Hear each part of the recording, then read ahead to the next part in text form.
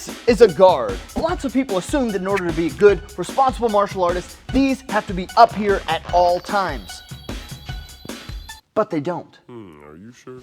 How do you guys see in these things? This doesn't help me at all. See, we actually have lots of proof that being out here and keeping these down here actually works. And in fact, here's some examples. But first, big thank you to HelloFresh for sponsoring this video. More about that later. This is Anderson Silva. He's really good at beating people up. Hi, I'm Roy Jones Jr. Roy Jones Jr. also really good at beating people up. Notice his hands. Saencahi, super good. You guessed it, beating people up. My personal favorite, Emmanual Augustus, good at beating people up while he danced. Max Holloway, super good at boxing, beats people up with his hands down. And Stephen Wonderboy Thompson, karate, beats people up, hands down.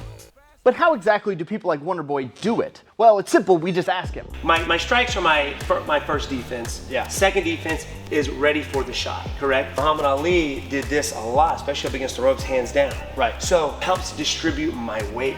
Okay. Right? At a very young age, I was sparring monster people. Okay. I had to kind of figure out a way around these big guys who are slower than me. I had to rely on my movement. If I were to stand still and you threw a straight right, boom, it's flush. Yeah. But when I move my head, right, it turns into a glancing blow. If I stand still, there's a good chance that that fist is going to go right through my guard, or be powerful enough to knock my own hands into my own head. Right. So I would rather move my head out of the way than stand there and take it. Yeah. So for me, I would rather that punch miss me. Just not touch you at all. Right. It seems like we may have put our cameraman to sleep there. Sorry. So let's move on. A lot of people that are doing this hands down approach have much longer arms. And how does that help? Well, you think about it like a sword. If I have a sword and you have a sword of the equal length, then most likely we're gonna be fighting with it up here, right? But as soon as I have a much longer sword, or even a spear, let's say, I start to hold it here and point it towards you.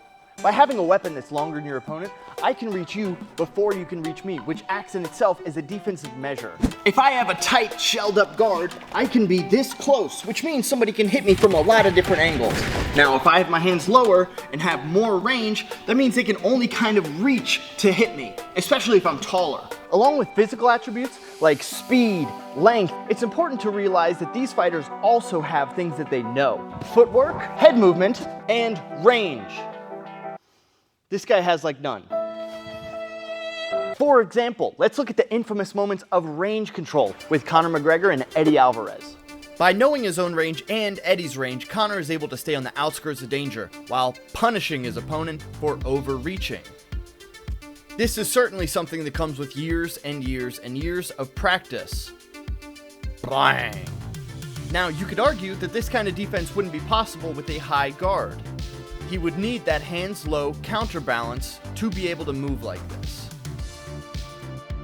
Now, keeping your hands a tad bit lower gives you some serious benefits, like being able to see more, striking from unique angles, and giving you better balance. And if you don't believe me, let's do some tests. Now, test number one is super simple. How much can you see?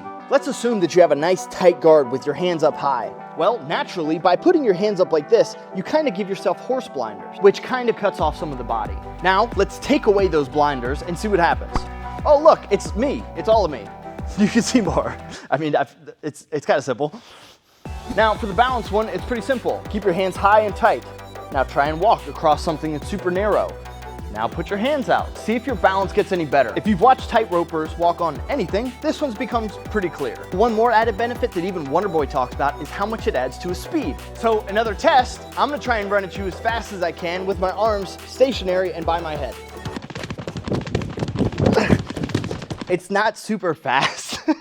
If you look at any type of runner, never do they run like this, with their hands in the same stationary spot. If you want to be the type of fighter that moves around a bit more, you have to give yourself more mobility. Your arms are an integral part of how fast you move your legs. And you don't need me to run with my arms moving to know that it's different. You can do it yourself. I know it's probably hard because you're currently pooping and on your phone, but you know, whenever you get a chance. Now, what do you need to be able to do to keep your hands lower? For that, we hop over across town to Jawbreaker Boxing with Coach Lucas. Athleticism to how fast your fast twitch muscle fiber is to actually move a certain way with your feet, with your head movement, with the quickness. Yeah. But also, I give credit here, peripheral vision. When I'm like this, I'm fighting, it looks like I'm all awkward, and when I'm seeing all this out here as I'm moving at times with my hands down, I'm still seeing here. Other than like just physical traits that you have as a human being, what are some skills or ability that you can develop to make it so your hands can drift a little bit lower? Like, distance control. That's the one off the top of my head. And then say like a Terrence Crawford. I think he's the best ever at footwork. Distance control. Yeah. Of sliding perfectly out of range where he needs to be. Pattern recognition too, just simply reps. Being able to be like, oh, that hip turning just a little bit. Oh, him setting this up. It's a jab. I can. And that's see experience. it, pick my hand up. That's, yeah, you know, somewhat natural at the beginning, but the more you do it, everybody gets better at that. Where it's like, you know, I was a skateboarder before I ever started boxing. At a pretty competitive level, you know, traveling around, going on skate trips around the world, like.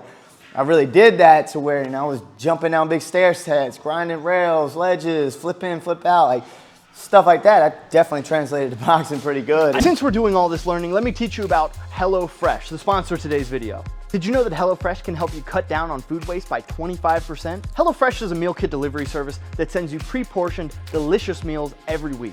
My fiance and I have been using HelloFresh for about 2 years now, and we love it. Every week, we take about 5 minutes and pick our meals. They send it to our front door with pre-packaged portions, instructions on how to cook it, recyclable packaging, and delicious taste. They taste amazing, but they're also super stress-free, which is great because other than HelloFresh, most of me and my fiance's food finding is super stressful. We wait until we get too hungry, we get upset about what we want to eat, and then we end up just picking some okay restaurant and spending way too much money. I don't know if anybody else has that problem. Maybe it's just me. Anyway, if HelloFresh sounds good to you, make sure you drop by HelloFresh.com. Use code SenseiSeth16 for 16 free meals plus 3 surprise gifts. Again, that's HelloFresh.com. Code SenseiSeth16 for 16 free meals plus 3 surprise gifts. You're probably asking me, Scientist Seth, how do I keep my hands down during practice? Well, it's kind of simple.